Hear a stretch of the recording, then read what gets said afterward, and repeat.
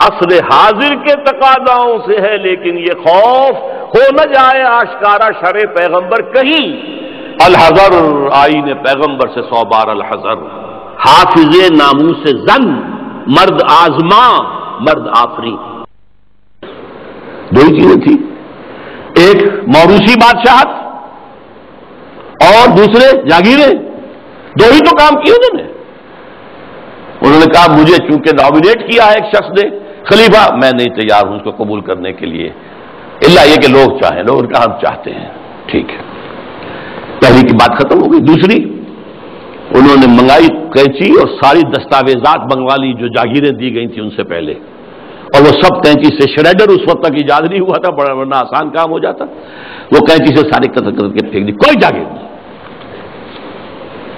لیکن اس کے بعد کیا ہوا؟ جاگیرداری بھی آئی، غیر حاضر زمینداری آئی، یہ سارے شیطانی جو ہے چکر سارے کے سارے آ گئے۔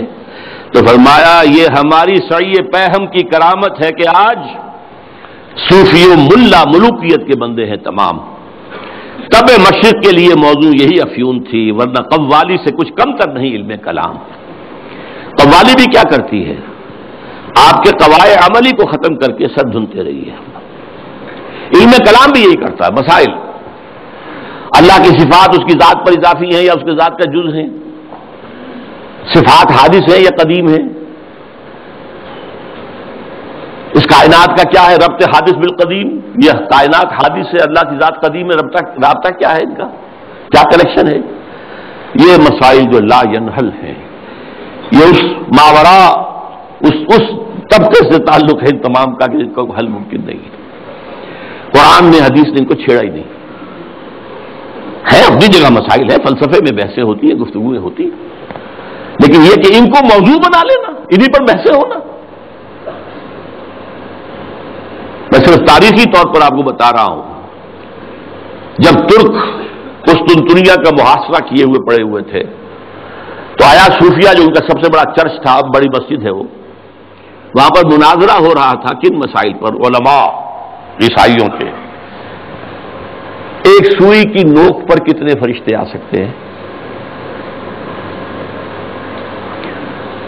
حضرت عیسیٰ کی ولادت کے بعد بھی حضرت مریم کنواری رہ گئی یا نہیں؟ اور جو لاسٹ سپر میں روٹی کھائی تھی حضرت عیسیٰ نے، وہ خمیری تھی یا فطیری تھی؟ ان مسائل پر بحثیں ہو رہی ہیں آیا صوفیہ میں، اور وہاں لشکر مسلمانوں کا پڑا ہوا گھیرے ہوئے۔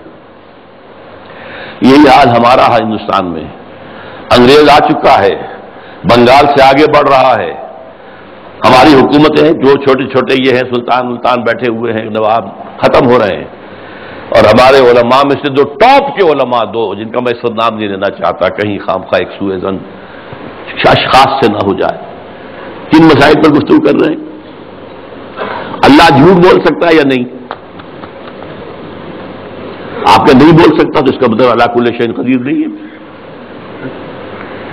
اور بول سکتا ہے تو پھر اس کی وہ شان نہیں رہی باقی تنزیہ۔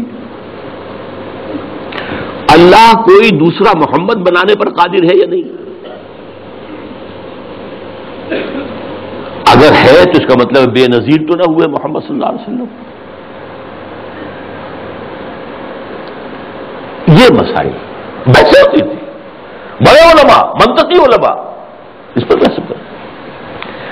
تو یہ ہے تب مشرق کے لیے موضوع یہی افیون تھی، ورنہ قوالی سے کچھ کمتر نہیں علم الکلام ہے۔ طواف و حج کا ہنگامہ اگر باقی تو کیا، کند ہو کر رہ گئی مومن کی تیغے بے نیام۔ یہ طواف و حج کا ہنگامہ ہے، 30-40 لاکھ آدمی آ جاتے ہیں، جمع ہو جاتے ہیں، وہ اقبال کے زمانے میں تو شاید ابھی 2-3 لاکھ ہی ہوتے ہیں، اللہ عالم، بہرحال، لیکن یہ کہ مومن کی تیغ تو بے نیام جو ہے رہ گئی ہے، ختم ہو گئی ہے، لہذا کوئی ڈرنے کی ضرورت ہی نہیں، کیوں گھبرا رہے ہیں آپ؟ کس کی نومیدی پہ حجت ہے یہ فرمان جدید؟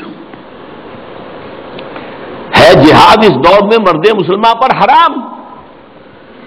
یہ جو آپ نے مجلس بلائی ہے اور آپ نے اتنا عمدہ انوگرل ایڈریس بھی ادا کیا ہے ہمیں، یہ کس کی طرف سے کوئی نا امیدی کسی بات آپ پر آ گئی ہے؟ نومیدی یاس انگیزی کوئی ہے آپ کے اندر پیدا ہو رہی ہے، وہ کون سا سبب ہے، کس کی نومیدی پہ حجت ہے یہ فرمان جدید ہے جہاد اس دور میں مرد مسلمان پر حرام۔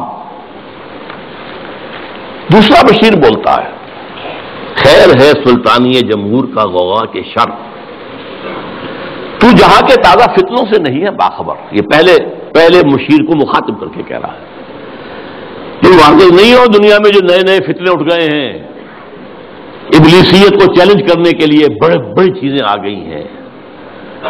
اب یہ سلطانی جمہور کا زمانہ آ رہا ہے، ہم نے تو ملوکیت بنائی تھی، بادشاہت بنائی تھی، امپیریلزم بنائی تھی، یہ کیا ہوا ہے؟